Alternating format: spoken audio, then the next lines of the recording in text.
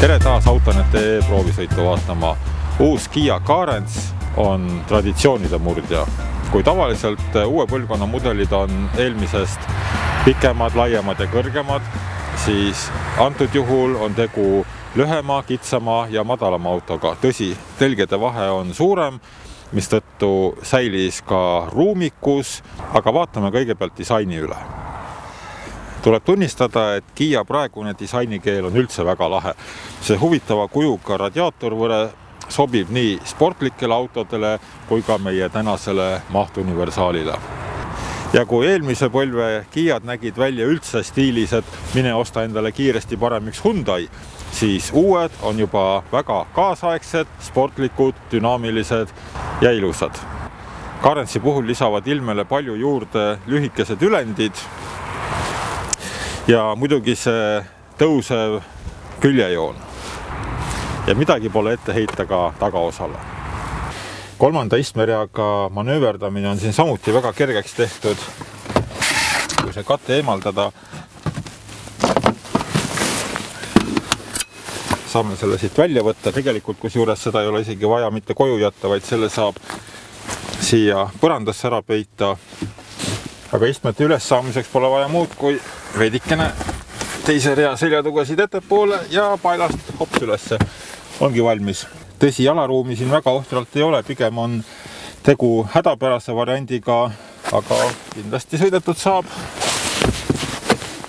Pagasid sellisel juhul siia suurt ei mahu. Istmete allalaskmine on samuti lihtne, veidikene paelast tõmmata, alla.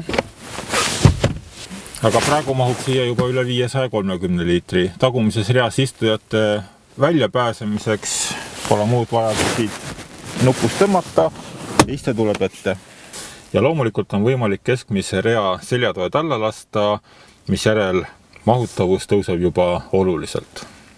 Ruumi siin keskmises reas on samuti piisavalt, lisaks saab kõiki istmeid ükshaaval edasi-tagasi piki suunas nihutada. Ning kui sõitjaid on 2, võivad nad endale olemise mugavamaks teha, saades endale siia topsihoidjad ja väikese lauakese. Nagu ma juba ütlesin, on Kia Carens tõeliselt hästi läbimõeldud ja kõik võimalikud ruumid on ära kasutatud. Siit põranda alt leiame veel väiksed panipaigad, kuhu saab veel mingisuguseid väikseid asju panna. Ning kõigele lisaks on sõitjail kasutada veel väikesed klapplauad. Kia mahtuniversaali oluliseks plussiks tuleb pidada seda, et kuigi ta näeb väga kompaktne välja, tundub ta seest oluliselt mahukam. Lisaks mulle väga meeldib see armatuurlaua disain. See on parasjagu harmooniline ilma üleliigse tiluliluta. Ja samas meeldib mulle väga rooliratas. Esiteks ta on tuntavalt jäme ning kõik peamised nupud on toodud roolile välja, tihti peidetakse nad siia ratta taha ja siis, kui sa ei ole autoga väga hästi kursis, siis tuleb neid otsida, et kus mingisugune funktsioon on. Siin on kõik juhil otse silme ees. Ja loomulikult ei saa ära unustada tänapäeva autonduse minu arvates üks tähtsamaid leiutisi, mis juhi elu oluliselt mugavamaks teeb, eriti just meie talvistes oludes. See on rooliratta elektriline soojendus. Paned auto käima, mis siin käib nupust, võti võib olla teil taskus ja rooliratas läheb päris kiiresti soojaks. Aga egas siis muud, kui paneme käigu sisse ja vaatame, kuidas Carens tee peal käitub.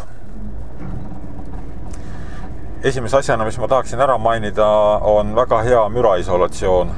Mootorid, meil on praegu kasutada diiselmootoriga versioon ja seda mootorit on kuulda vaid kiirendades, kui sõita ühtlasel kiirusel, siis nagu polekski midagi.